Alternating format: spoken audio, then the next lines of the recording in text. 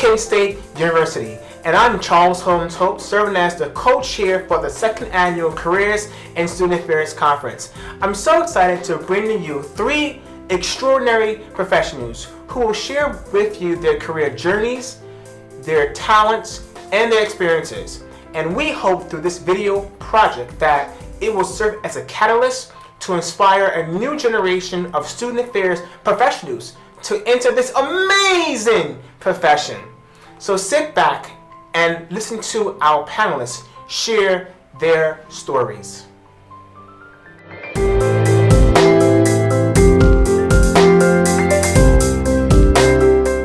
Todd, what does student affairs mean to you? Student affairs means joy to me. It means excitement, it means vibrance, it means education, it means opportunity. It means opportunity for the students that we see and also the staff and faculty we get to work with. It's awesome. Student affairs is really a mission, and it's really something that's so exciting, and I really enjoy it. How would you describe your day? My day is a mix between really hectic and really working in front of a computer. It's a mix. It's a challenge because there are some times when I'm constantly on the phone, constantly in hearings, and then there are other days where I've got to catch up with the paperwork. So my days have an ebb and flow. No 2 days are really the same. The one thing that's consistent with my days is I get to work with students all the time. We have a lot of student contact in the Office of Student Conduct, which I think is phenomenal. It helps keep me humble and grounded. It also keeps me on really having an understanding of what our students are working through on a daily basis. So I really enjoy what I do. I love the fact that I don't come in always knowing exactly whether I'm going to be working at my desk, working in a hearing, going to another place for a meeting. I'm constantly doing different things, which is, for me, it's really helpful. I think I would struggle if I were sitting behind a desk for 9 hours a day. As the landscape of higher ed continues to change, what do you believe will be some of the challenges that will impact the profession? I think what's always going to impact our profession are people skills. No matter how you cut it, no matter what generation people are talking about, the ability to communicate with other people is going to give us the strength of our student affairs units in the future. So sometimes that means technology. A lot of people look at technology and say, wow, that's going to really change our landscape. True, but what technology is just another means of communication. So I really think what we always need to be aware of and intentional about is how we communicate with our students and with each other to make sure we're doing it well and appropriately, and also to make it fun. The other thing, some of the big ticket issues on all college campuses now also include mental health concerns. More and more students come into campus with more and more challenges. And so as student affairs professionals, I think we really need to be flexible and understanding and knowledgeable about how we can work with students who have different needs than we might have seen through our own experiences. So we have to maintain our flexibility. Tell this audience more about your role here at Kent State. I have a lot of fun here.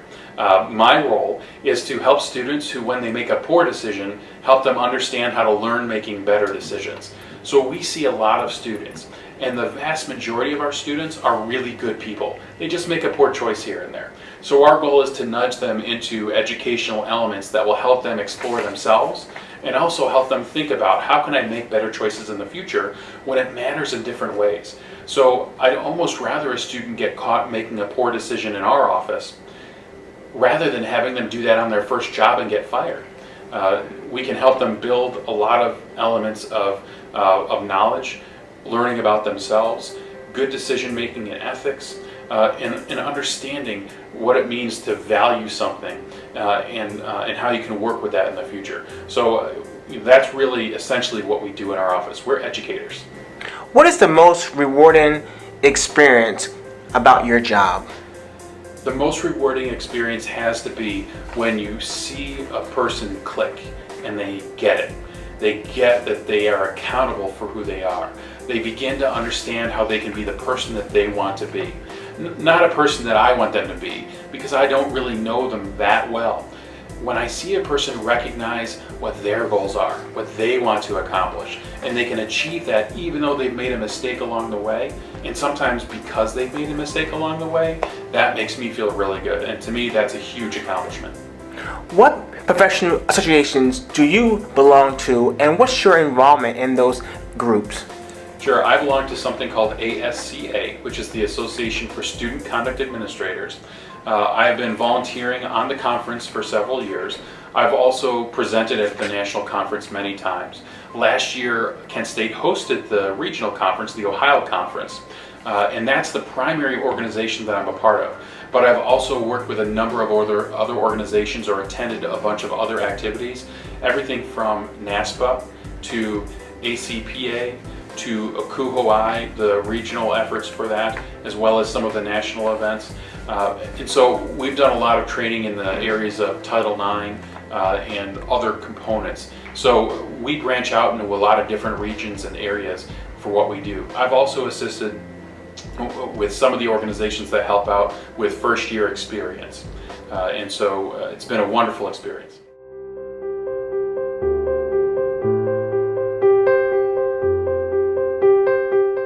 Why did you choose to enter the profession of student affairs, and who inspired you to enter this profession? Let's see. I, like many folks, have kind of fallen into the career of student affairs. I was an RA in undergrad, and I was an RA for 3 years during my time at Walsh University. And I had a couple of great individuals who I don't know that I had as formal mentors, but they certainly had an impact on my life. One was Joe Dayton, who was the Dean of Students at Walsh, and then one of my hall directors, Nick Myers.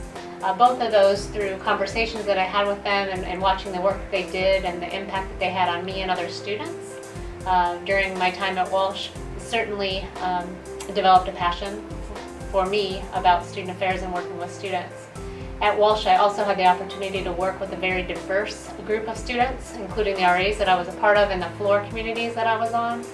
Walsh was a very small school, but there were a lot of students from around the world who lived on the floor. I had roommates at Walsh who were from other countries, and then certainly students on the floor that I worked with as a student and also as an RA, and that had an impact on me in terms of just widening my worldview beyond what I came into college with. So all of those experiences combined led me to that. And so when I graduated from Walsh, I was faced with the decision of going into teaching, which was my undergrad, and exploring a graduate program that allowed me to stay in student affairs. And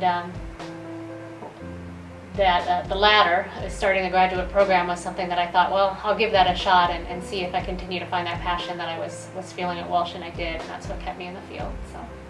Excellent. Can you talk more about the values and the mission of your department? The Department of Resident Services, our mission is to complement the university mission, which is helping educate students and preparing them for their place in a diverse world. And on campus, we are committed to helping students be successful in the classroom and then also outside of the classroom.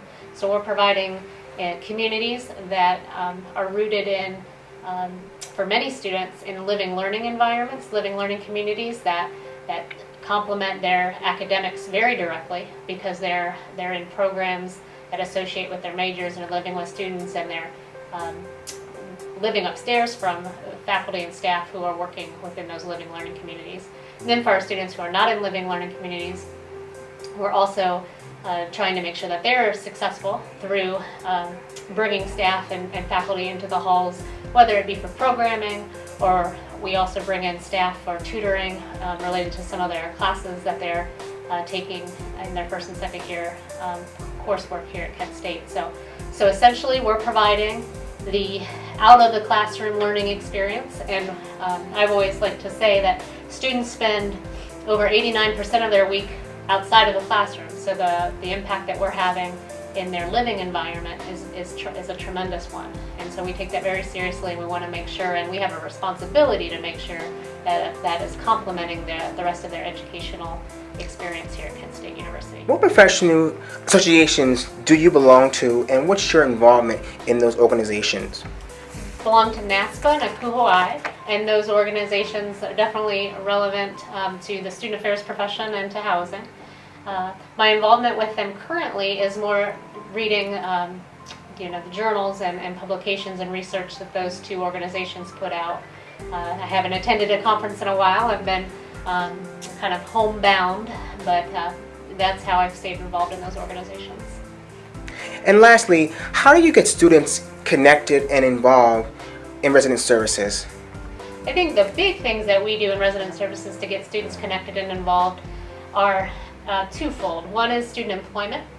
In the Department of Resident Services, we have over 300 student employees, and they are employed with us, whether it's our RA position, our area desk staff positions, our student security aid positions, our technology positions in our residential technology area, and other various jobs that we've created where we can hire a student to work alongside one of our professional staff members. I think that is a way to help students get connected and to help them be successful, because our staff are talking to them about what they're doing in the classroom. They're providing that one-on-one mentorship, maybe not in a formal mentorship way, but as a supervisor that's happening naturally. And so that is one way that we get students connected. And another way is through our leadership programs. We have hall councils, and we have Kent Inter Hall Council, and we have National Residence Hall Honorary, that are all very big student organizations that allow students to take on a leadership role. Again, it goes back to that 89% of a student's time is spent doing something outside of the classroom, and so we want to make sure that we have experiences for students that are helping them be productive with that time and get them connected to professionals and staff on the campus.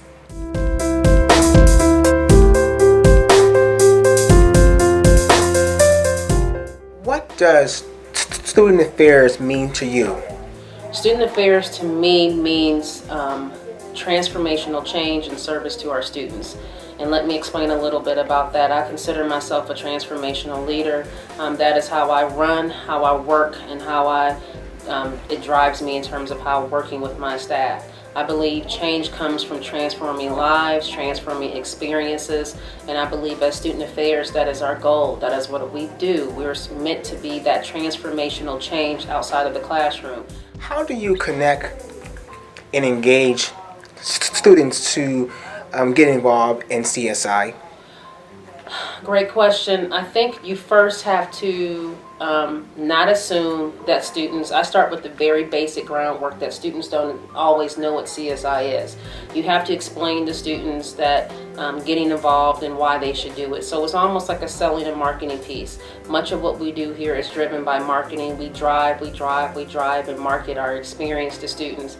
And then we personalize our students. Someone said recently, the great thing about Kent State is that it's a big school with a small school feel. So I worked for that piece in our department for CSI. We want students to have a personal experience in terms of personalizing their extracurricular activities. Can you talk more about what groups you are involved in and what is your role within those national organizations? Sure. I began my professional involvement through the Ohio chapter for ACPA, which is OCPA, Ohio College Personnel Association. It was integral. I cannot stress that enough in terms of building me and helping me to get where I am now. It allowed me to foster relationships and build networks.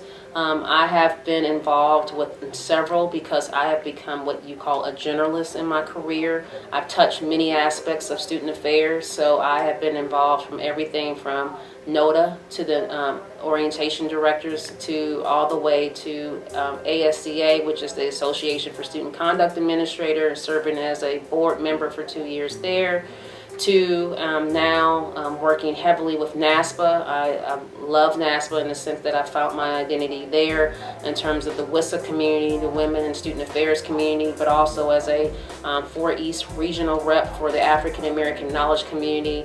My advice to professionals and young professionals is explore and find your identity. What advice would you give to students who are considering exploring the idea of entering this profession? What advice would you give to them?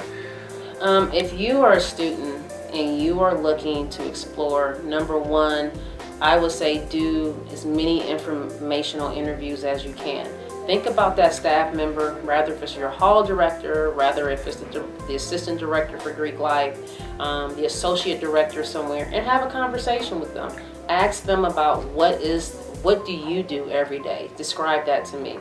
And then I will say, which is great about Kent, they have a great course in terms of careers and student affairs. Take the course if you can.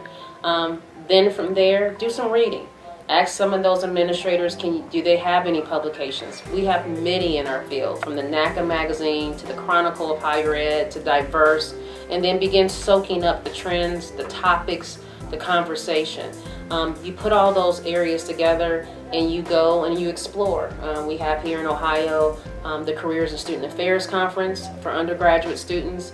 That's a great next step, to be around other students who you can listen to their questions, you can hear what they're saying, and then you get involved. And I think once you do all those aspects, those practical steps there, you'll figure it out. You really will. Is there a particular quote that guides your work and your life? There is a quote and there's a person of inspiration. The one quote that I often live by is, "Are you living your life by design or default?" And that quote was given to me during a leadership training by a training manager, Audrey Bohannon. She is out of Michigan and she's an awesome facilitator. And the first thing that she did in opening up that session for us was, "Are you living your life by design or default?" And she let us just sit for 20 minutes to ponder that.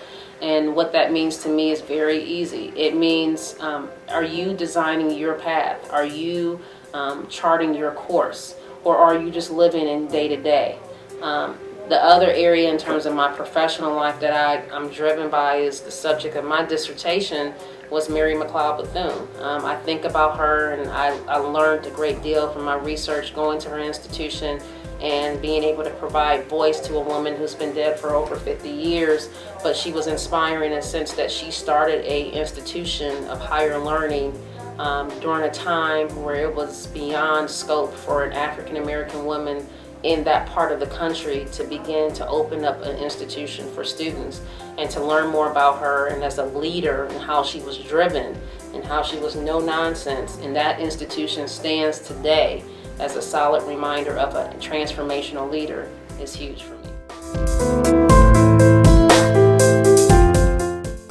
Wow, now that was inspiring. I hope that this video project has given you some insight as to what the profession is all about. Investing in our students to help to influence and shape their lives. Remember, the only piece missing is you!